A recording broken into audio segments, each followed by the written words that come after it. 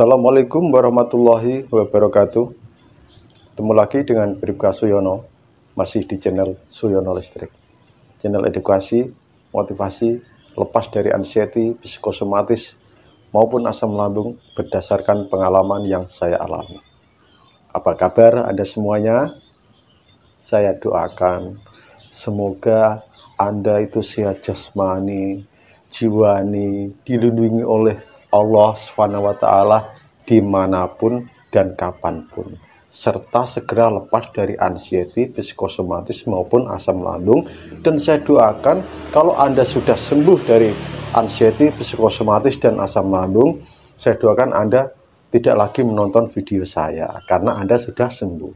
Dan kalau Anda masih menonton video saya, itu artinya saya yakin Anda belum sembuh total, begitu ya atau tidak. Nah,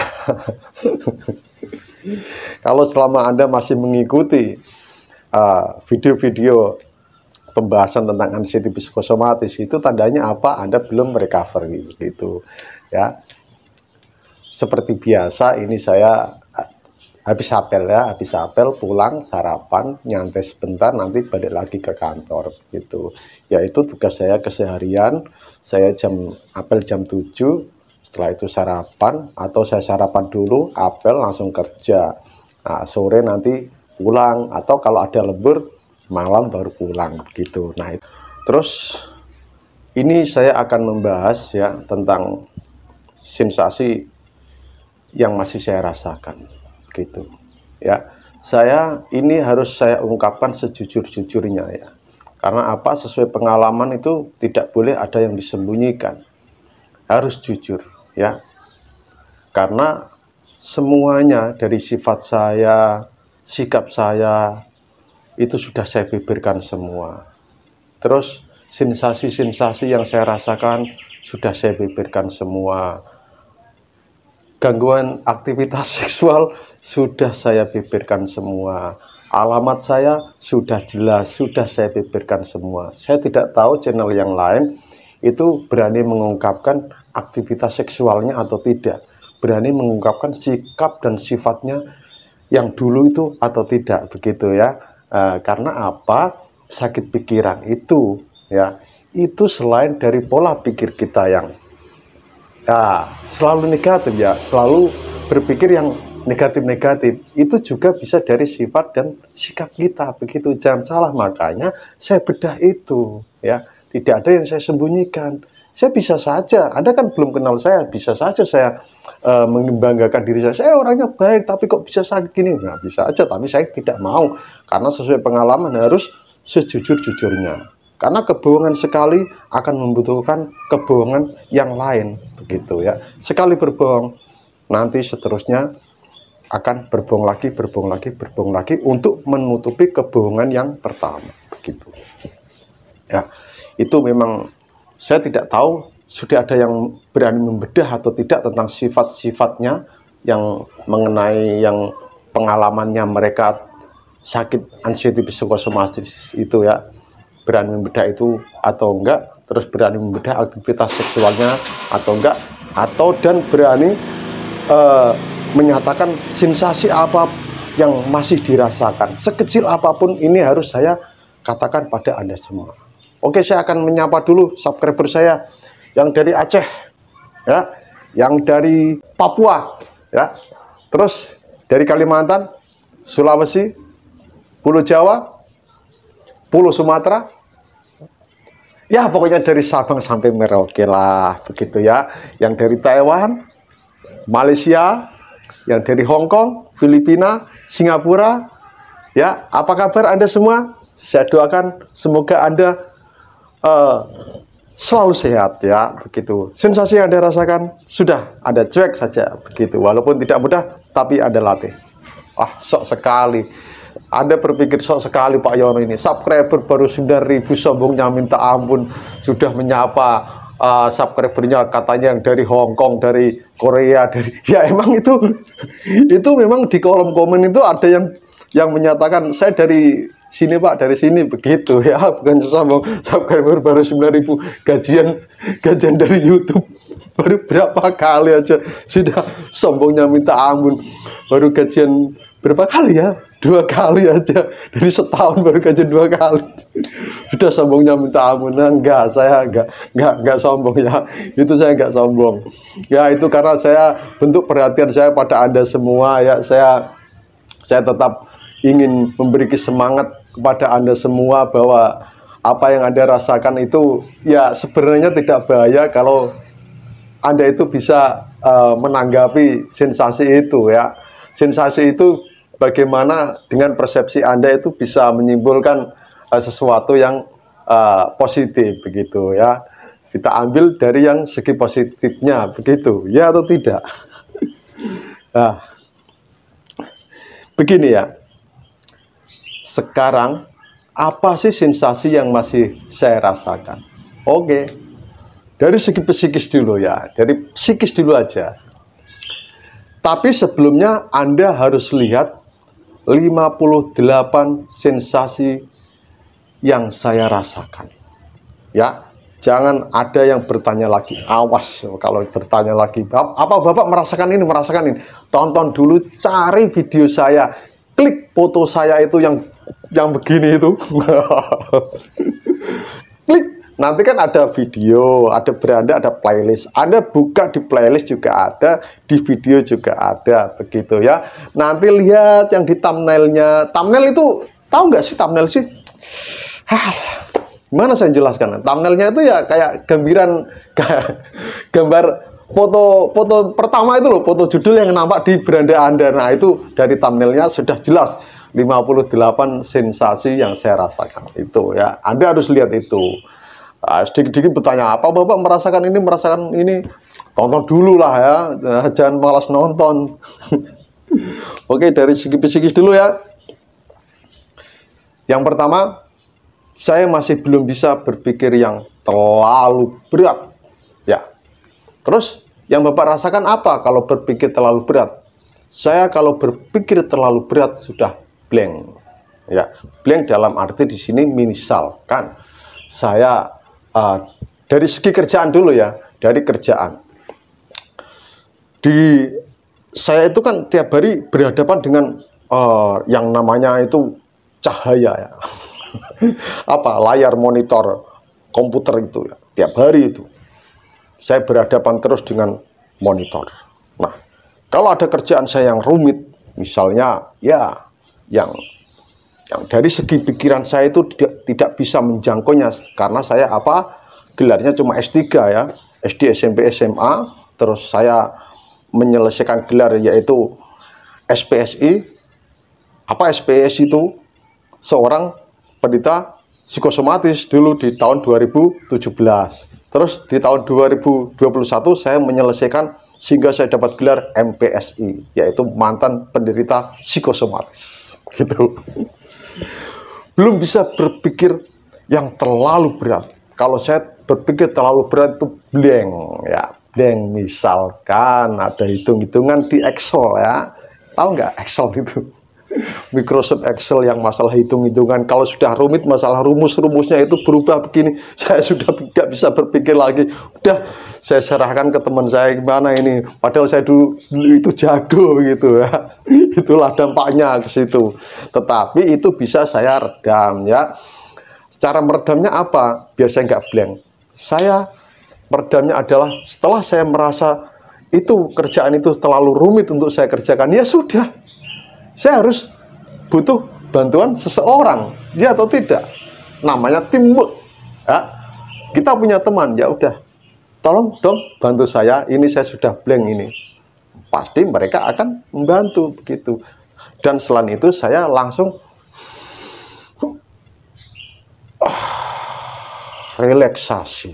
relaksasi selama 15 menit.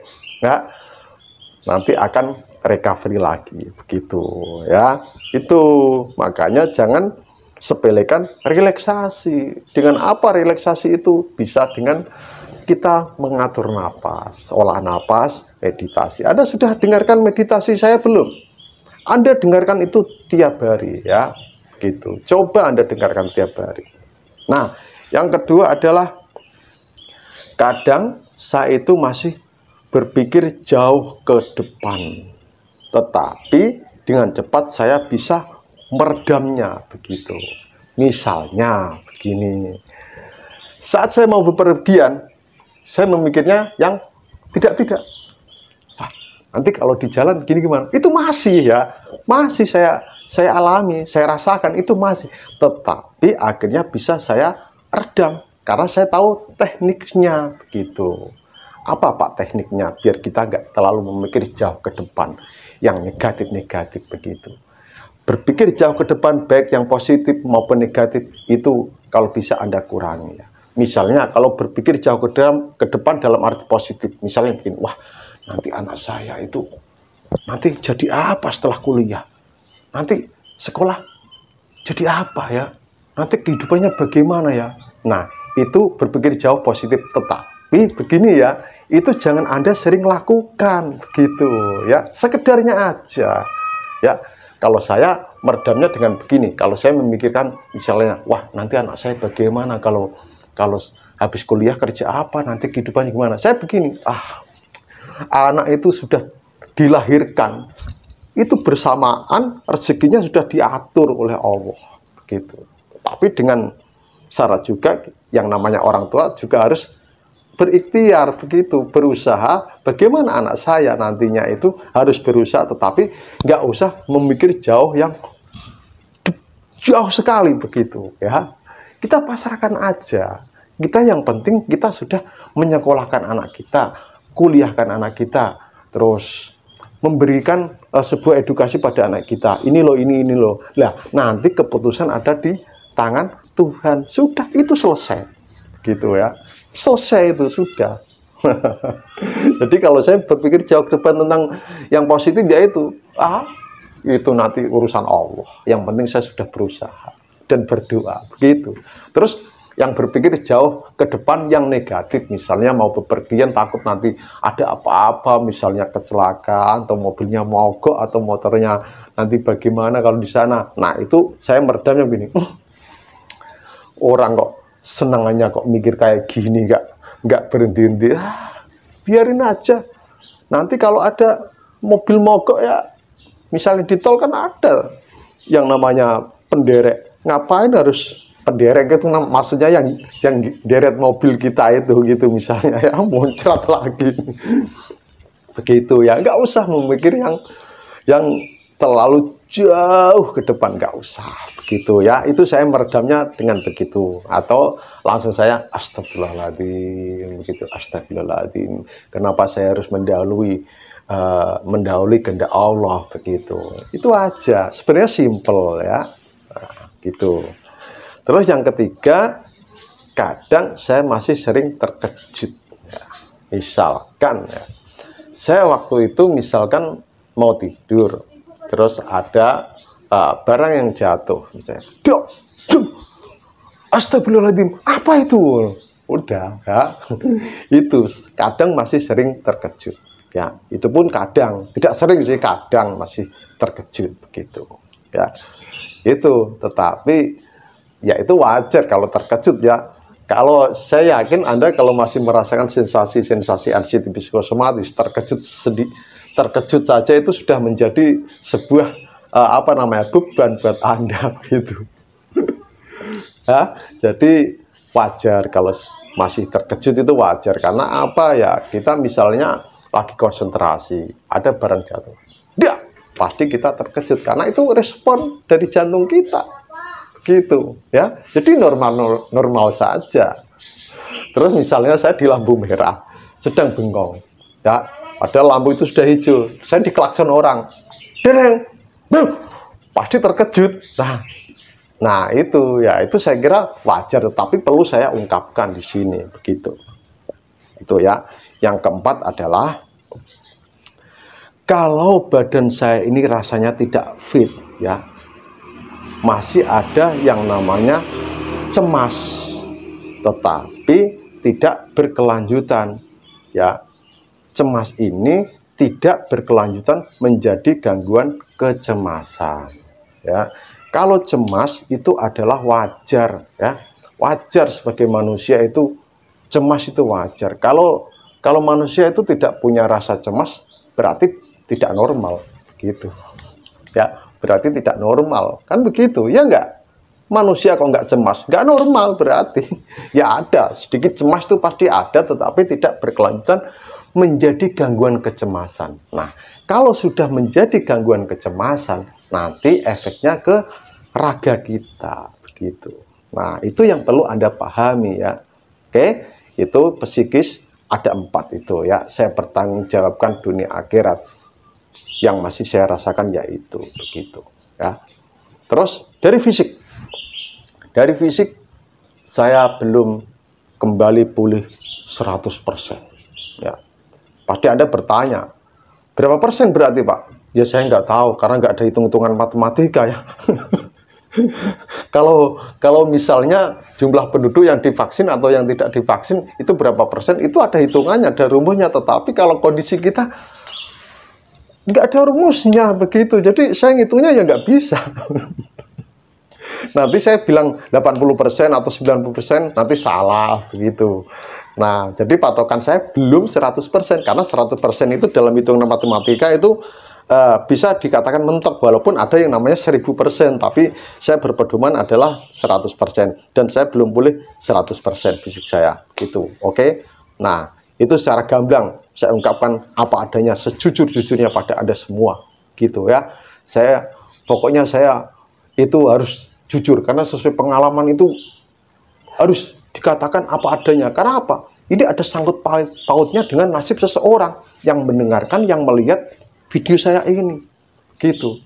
Kalau apa yang saya ungkapkan ini sudah menjerumus ke arah yang mengada-ada, berarti sama saja saya membohongi yang nonton. Misalnya rekor saya yang nonton itu 60.000 kalau nggak salah ya, 69.000 kalau nggak salah. Nah, itu kalau saya berbicara bohong, saya membohongi 69.000 orang. Wah, berapa dosanya itu? Coba Anda hitung. Bisa? Coba Anda kalkulator. Gitu.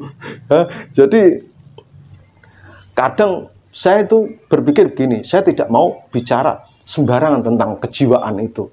Ya, selain saya nggak punya basic tentang ilmu jiwa, tetapi saya punya basic yaitu dari segi pengalaman, gitu. Jadi saya ungkapkan pengalaman saya begini, yang saya lakukan ya begini, begitu. Ya, jadi tidak asal ngomong, wah harus begini, tidak. Ya, itu teori.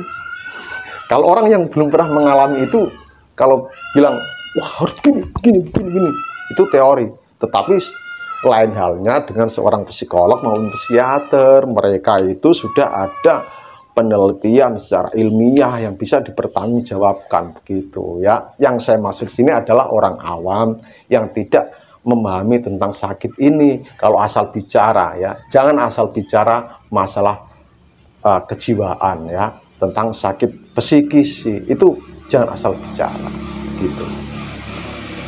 Ya, terus oh iya saya lupa, kadang asam lambung saya masih kambuh ya. Kalau saya salah makan, misalnya wah saya ingin makan yang pedas ya, saya makan pedas. Nah, itu masih terasa, Itu tandanya apa? Asam lambung itu kalau sudah punya bakat asam lambung dan sudah jaga pola makan Anda. Titik. Jangan makan yang terlalu pedas. Ya. Itu. Bersantan itu Anda kurangi. Ya, kalau sudah ada bakat itu. Kalau orang menyatakan sudah asam lambungnya sudah sembuh 100%, ya udahlah saya husnudon saja. Tetapi coba makan sambal level 1. Kambuh atau tidak? Kalau tidak kambuh, saya berani menyatakan dia sembuh 100%. Gitu. Karena apa? Teman saya, motivator saya itu sampai sekarang memang sembuh total. Ya, fisiknya sudah kuat sekali. Sudah badan sudah gemuk, tetapi saya tanya, masih berani makan pedas? Gak berani mas. Kenapa? Karena saya kemarin makan pedas terasa. Nah, gitu ya. Itu. Jadi saya harus mengatakan yang sejujurnya. Kalau asam lambung saya salah makan masih terasa. Gitu. Tetapi tidak mengganggu ke arah kecemasan. Gitu ya. Jadi saya tidak mau asal bicara. Karena ini apa? Menyangkut paut tentang nasib Anda ya, tentang sakit Anda. Kalau saya mengajarkan sudah, kalau mahnya sudah sembuh, makan yang pedas nggak apa-apa. Saya nggak berani nyuruh itu, gitu ya. Karena yang setahu saya asam lambung itu untuk sembuh total. Ya itu sembuh total, tetapi coba pantangannya dimakan. Pedes makan, asem-asem dimakan. Saya yakin pasti ya ada sensasi sedikit di perut. Ini kucing ini kenapa ya? Minta kawin atau apa kucing ini ya? Biarin aja lah. Saya tak minum dulu. Dari tadi sangat semangat sekali minum teh dulu ya. Anda kalau masih asam lambungnya belum seperti semula, hindari kopi. Ya, hindari kopi. Stop kopi. Stop. Sedikit pun jangan Anda minum gitu. Teh Anda kurangi. Duh, Bapak kok minum teh? Saya kan mau bilang kurangi. Berarti ya sudah saya minum paling 5 hari sekali atau 2 hari sekali begitu. Karena apa? Kopi sama teh itu ada kandungan kafeinnya. Sama dengan coklat juga sebenarnya sih. Saya pernah makan coklat, dada saya deg-degan dulu ya. Ya, jadi begini ya. Oke, sudah saya ungkapkan apa adanya segamblang-gamblangnya. Saya harus jujur pada Anda semua. Begitu. Tidak ada yang saya sembunyikan. Apakah Anda masih ada pertanyaan? Pak, aktivitas seksualnya Bapak bagaimana? Begini ya. Saya sudah berani mengatakan, sudah pandangan hidup, ya, baru memandang, sudah hidup. Begitu. Kalau Anda nggak bertanya, kalau Anda nggak percaya, saya wawancara istri saya, begitu. Tapi janganlah, karena apa? Ini adalah ada hubungannya dengan apa ya, yang namanya rahasia, begitu. Tetapi kalau nanti sama istri saya, pasti istri saya nanti takutnya malu-malu karena istri saya itu pemalu ya, begitu. Jadi saya ungkapkan sendiri saja, aktivitas seksual saya sudah normal, begitu ya. Saya berani membedah semua itu. Aktivitas seksual itu sebenarnya pribadi loh. Kok saya beraninya membedah itu, menyatakan itu kepada Anda semua. Ini aktivitas saya ini terganggu. Karena apa? Saya ingin berbicara yang jujur begitu ya. Saya berusaha sejujur-jujurnya begitu. Daripada banyak omong tetapi mengarang-ngarang, mengada-ada ya. Hanya ingin mendapatkan banyak subscriber. Saya tidak begitu. Biarlah subscriber itu ya seiring waktu. Kalau subscriber itu seiring waktu berjalan ya. Mau di subscribe ya alhamdulillah, tidak ya tidak apa-apa. Mau ditonton alhamdulillah, tidak juga tidak apa-apa. Karena yang penting saya punya beban moral untuk menyampaikan pengalaman saya ini kepada semua orang yang saat ini mengalami anxiety psikosomatis. Gitu ya. Jutaan manusia di Indonesia. Kalau di seluruh dunia mungkin bisa ya berpuluh-puluh juta bahkan beratus-ratus juta gitu ya. Tetap semangat ya. Semangat. Jangan Anda mau ditipu oleh ilusi. Semua itu sudah saya ungkap, ilusi itu apa ya. Anda terlalu larut dalam ilusi, kacau pikiran Anda, kacau udah ya. Kacau. Saya yakin kacau pikiran Anda. Gitu. Rileks saja. Makanya meditasi yang saya ajarkan itu Anda dengarkan tiap hari ya. Tiap mau tidur itu aja. Kalau olah nafas Anda lakukan habis sholat, nggak apa-apa olah nafas itu ya. Sering Anda lakukan itu malah lebih bagus gitu. Oke, saya harus dinas dulu. Nanti saya dimarahi pimpinan, saya disuruh push up nanti. Karena saya nggak kuat push up. Nggak kuat push up kayak dulu. Gitu. Sekarang paling push up saya gitu ya. Kalau dulu saya orangnya ganas, kayak misalnya ya pokoknya ganas lah. Sekarang saya menjadi ingin yang lemah lembut gitu. Oke, tetap semangat. Badai pasti berlalu. Tidak ada badai yang tidak berlalu, dan semua akan indah pada waktunya.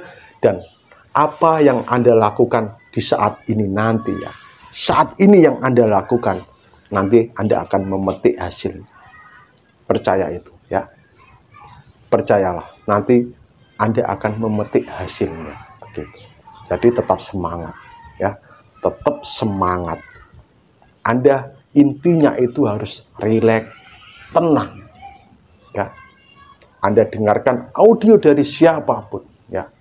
Kalau meditasi saya itu, ya itu adalah proses penyembuhan secara alami, begitu. Oke, mungkin hanya itu saja. Jangan bosan lihat saya. Wassalamualaikum warahmatullahi wabarakatuh.